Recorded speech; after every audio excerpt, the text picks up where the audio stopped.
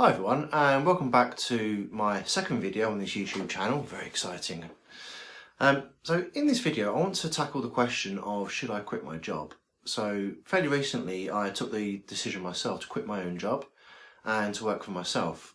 So what I want to do in this video is kind of sort of talk around some of my reasons for doing that and some of the thought processes and the planning that I went through before doing it, because it wasn't just a snap decision. I didn't wake up one day and think I'm going to quit my job, this is it. There's quite a lot of thought that went into it. So my main reasons for doing it are that, I'm now 41, and I was kind of getting a bit sick of the idea of just going into an office, doing a 9 to 5 and spending all this time doing stuff for other people. And, as I started doing more courses for Pluralsight, I started building up more income into my own personal freelancing business. And that kind of gave me the motivation to think, well, if I can build this up as a part-time hobby, what could I do if I do this full-time? And that was kind of like the seed that was planted in my mind, which made me start thinking about doing this properly. So the company I was working at previously, or the one I just sort of recently quit, was a startup. And again, I'm talking about some of the catalyst reasons for what made me want to go through this process. So when I first started talking to this company, it was probably a couple of years ago, and we talked about me joining, and at the time we couldn't join because they were trying to get funding, and I wasn't prepared to join a company which is going to run out of money in a few months, so it was kind of went on the back burner for a bit. But the idea was that I was going to work on one particular product which they were building, and I was actually really excited about this product. It was a fantastic idea to do with concierge buying. It was really quite genius. But at the time I did eventually start, they kind of pivoted a bit into a different industry. Now, the business reasons for doing this pivot made complete sense. It was a good idea for what they're doing, and it was a good product. But if I'm really honest with myself, was I passionate about this product which I was going to go and help in building? Not really. It was good, don't get me wrong, but I wasn't really passionate about it, so my heart wasn't completely 100% in it.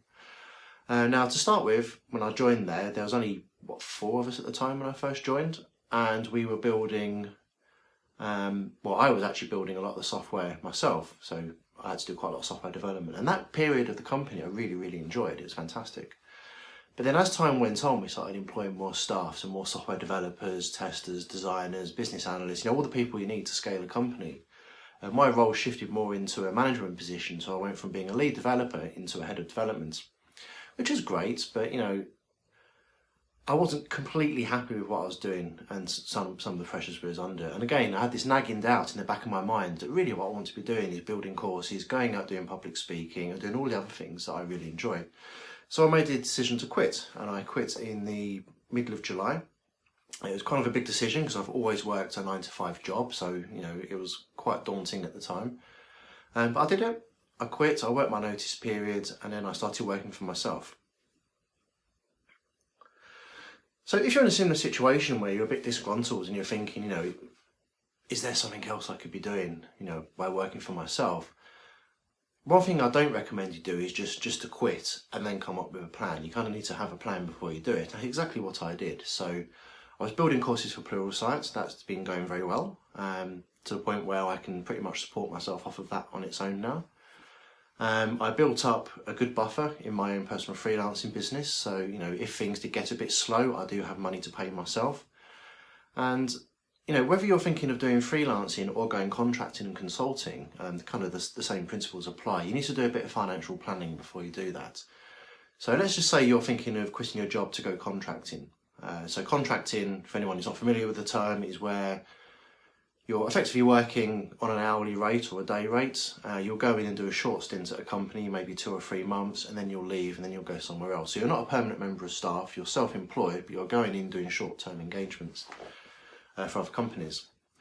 Now, if you're thinking of doing that, that's great. But again, you need to have a bit of financial planning done beforehand before you jump ahead and do that. And my own personal recommendation is that you should have, if you can, at least 6 months of what your previous salary was saved up to support yourself in leaner times.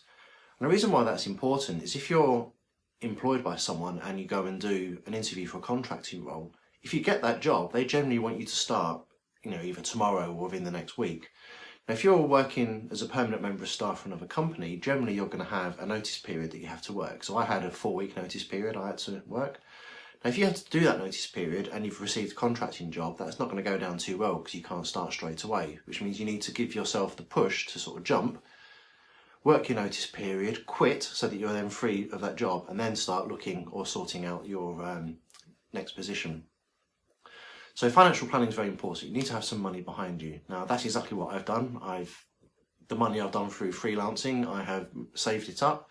I have that in my business, so I can afford to pay myself for a good period of time. You know, so if all things go wrong and I don't get money in, I've got enough money to pay myself.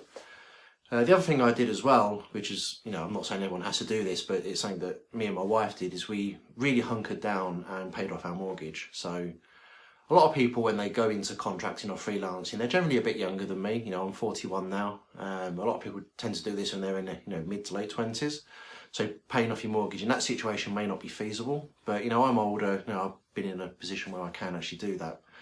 So sorting out your financial outgoings and getting them as low as possible is very important. So we generally live quite lean. I mean, we're not frivolous by any nature. And removing the mortgage from the equation has certainly helped. It just removes a whole load of pressure. Now, another thing you need to think about as well is to have some kind of revenue plan. Where is your money going to come from? So I'm actually going to do a separate video on how to plan where your revenue is going to come from. But essentially, you want to decide where revenue is going to be passive income and where it's going to be active income. So again, I'm going to cover this in another video, but essentially active income is what we traditionally refer to as a job. You're exchanging your time for money. So with your employer, your contract might be that you give out 8 hours a day in return for X amount in salary. So that's called an active income. Nothing wrong with that. It's kind of what we all start with and what we all know. Now, passive income, on the other hand, is slightly different. So with passive income, you do a whole load of work up front, but then that work continues to bring in money for you. So the work I do for Pluralsight is a prime example of this. So I will spend 2, 3 or 4 months, depending on the size of the course, constructing the course, writing it, recording it, editing it. It's a lot of work. It's not easy by any stretch of the imagination, but once that course is out, it's going to continue earning revenue over time. So whilst I'm sitting here, there's people all around the world watching the courses that I've got. Now that's a great feeling to be in. So active income really is passive income rather, really is the holy grail of what you're looking for.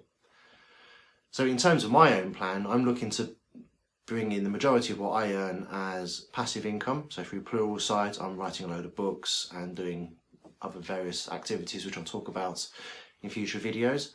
But I'm also realistic in that, I am going to need to do some active income as well. So I'll probably do some short-term contracting engagements, maybe 3 or 4 months a year, ideally. Mostly because I like to get out and work in team environments. I don't just purely want to be by myself all the time. So I do actually want to go out and work in companies.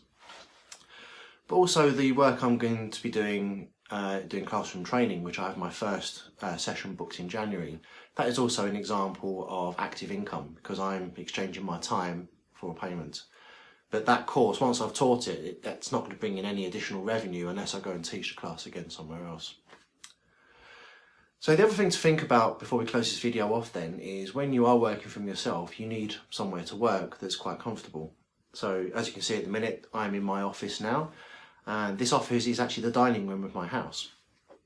And the reason for that is my wife, Amanda, also works from home. Now, she's been working from home for over 10 years now. And she works in our spare room, which we have converted into a double office.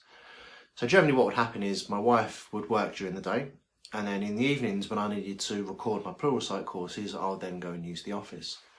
But what I realised pretty much immediately was if I'm working from home, would it be a good idea for me and my wife to work in the same office for 8 hours a day and then kind of, do life things, dealing with the kids and just doing general things you do as a married couple?